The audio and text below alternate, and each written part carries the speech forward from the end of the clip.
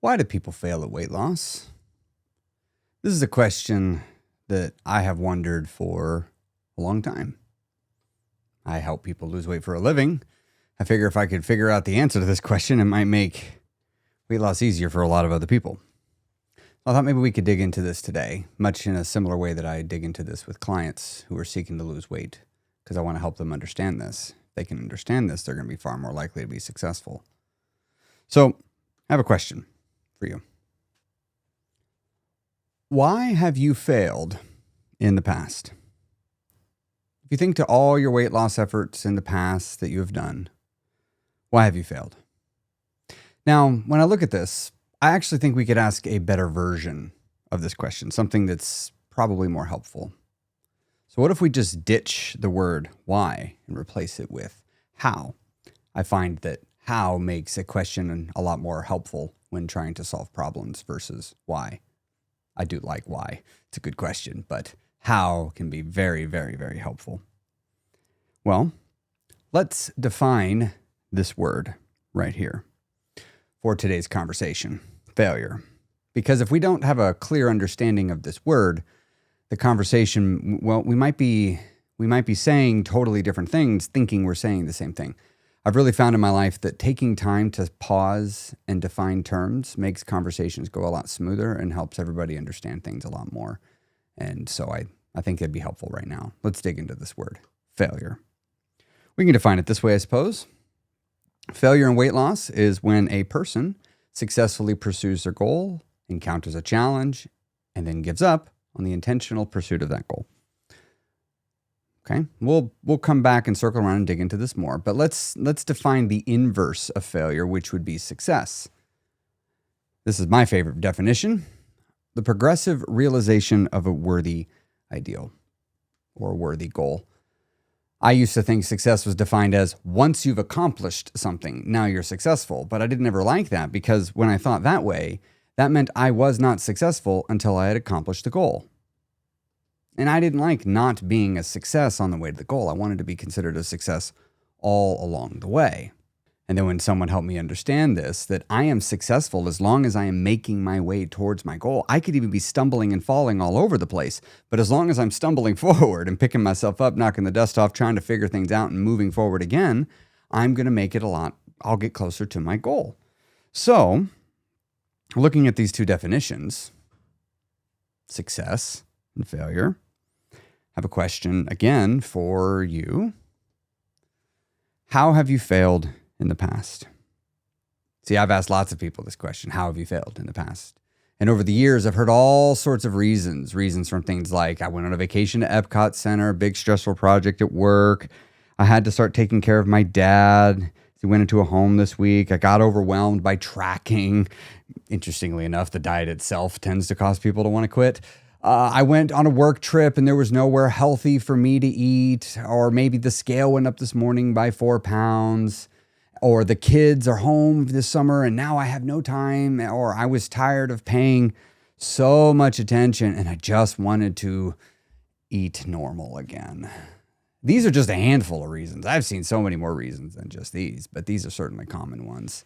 So if we're looking at these reasons, what do all of these have in common?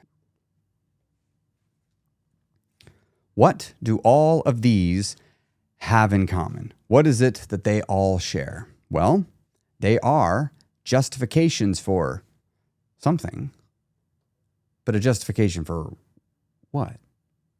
What are these a justification for? Let's look again at our definition of failure.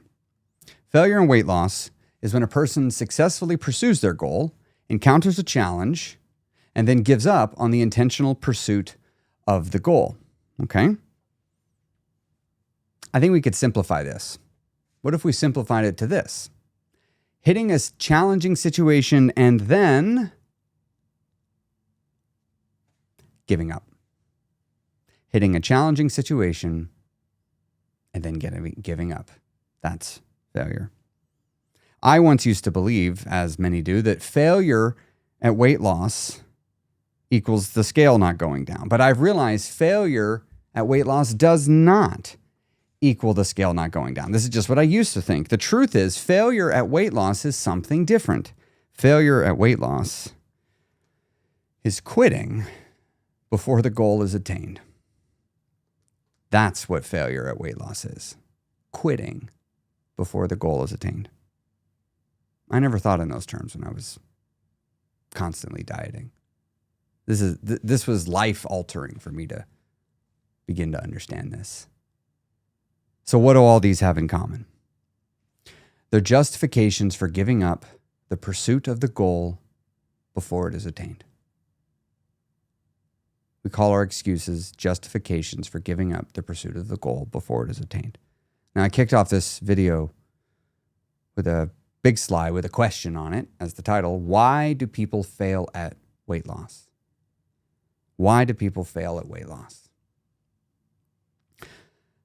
Well, now that we've dug into it a little bit, let's answer the question. People fail at weight loss because they quit after a setback. They fail at weight loss because they quit after a setback. I've done that so many times. I experience some sort of a setback. I get hard on myself, and because I'm chasing perfection, I quit. So that I can then later start over and maintain my illusion of perfection with myself that I have. The pursuit of perfection really messed me up. Because every time I had, and what I've now realized is an inevitable setback, I would give up. I was always looking for a perfect run. I was always looking to have this perfect streak all the way to the end. And I would get so discouraged when that didn't happen, when I didn't have the perfect streak. Which is interesting because very few other places in my life do I require that level of perfection. And yet here I did. Anytime I'd mess up, I'd look at it as proof positive that I can't lose the weight and keep it off. And so why even try? And especially if it was things like the scale not going down. I didn't know that you could do everything right along the way to success. Everything right. And the scale could just not move for an entire month. I see it all the time with my clients. I see it all the time with the communities that I run. People just experience a stall. They've changed nothing. They just hold the line, and about a month later, the scale breaks. Or people where the scale's not going down, and they don't know what to do. And so they're like, I need to just, I've been doing all these difficult things. I might as well just give up, right? I'm doing all this stuff so that I lose weight, and I'm not losing weight for the last 3 weeks. And what I'm doing so miserable, I should just give up. That's the failure side. But what if we looked at the inverse? Why do people succeed at weight loss? I think this is a real important question. People succeed at weight loss because they get back up and continue forward after they encounter a setback. They get back up and continue forward after a setback. That's why people succeed. That's how they succeed even. So back to this question, why people fail at weight loss? Let's make a new definition that encapsulates everything we've learned so far. People fail because they do not get back up and continue forward after a setback. That's why people fail. Failing is really just quitting, just in a nicer wrapper. Many people don't want to say, I'm quitting, I'm giving up. We just instead come up with reasons why I can't move forward. There's lots of other reasons. I know that a lot of people, they get this hopeless feeling. They've tried everything, and they don't know that the scale doesn't go down every week. So in fact, everything's right. Everything's going well. But so many people, because they don't even know what it is they don't know, they're on the right path, and they give up. When I started coaching people, I didn't realize that I was going to be constantly reining people back to prevent people from burnout, because people are going to be always trying to do too much because they want the results faster. And so they keep going. But of course, once I got a person to rein back and they started approaching weight loss at a more reasonable rate, something they could sustain long term, a sustainable transformation will have periods where the scale just doesn't move that much. That's normal. That's expected. I prep everybody for it. And so when that inevitably happens with a client, I've usually been warning them for months, this is going to happen. I'm like, look, at some point, this scale's not going to move. We need to not be discouraged when that happens. At some point, it's going to happen. And my advice to you is going to be change nothing. I'm just going to prep you ahead of time. I don't know when this is going to happen. It's just a matter of when, right? It's not an if, it's a when. I'm not going to tell you to change anything yet. We're going to have a protocol, but it's going to be a month before we make a lot of major changes. We'll just tweak and finesse when that happens. And of course, what usually happens is the person gets to the point where the scale's not going down. They're like, oh my gosh, we got to make all these changes. I'm thinking about doing this and that and making all this. I'm like, whoa. I know you. Remember when I said this was coming? I remember when I said this was going to happen. We're here. Do you remember what I said my advice was going to be? Change nothing. Just keep going. I know it seems crazy. I know everything in your diet brain is telling you that this is the wrong thing to do, but I assure you it's the right thing to do. So I hope this helps to kind of reframe failure and success in your mind. You got to find a way to keep going after a setback. Now, we'll talk about it in some other video, but the thing that always got me going was my why. I was always reminded of the quote by Nietzsche, he who has a strong enough why can endure almost any how. And it was my why that would cause me to get back up when I just didn't have it in me to get back up otherwise. I stumbled and fell down and made mistakes more times on my journey than I can even remember. I literally cannot remember them all. There were so many. I just didn't even count them. Because once I had been so committed to getting back up and I had resolved within myself at the deepest levels that I'm going to get back up no matter how many times I fall down,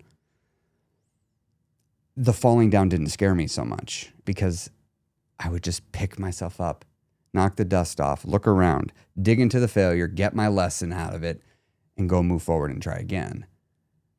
Somebody once gave me a great piece of advice, which is keep all your mistakes original. So most setbacks are nothing more than a mistake, and that's okay. Just keep your mistakes original as much as you can. Do your best to avoid repeat mistakes.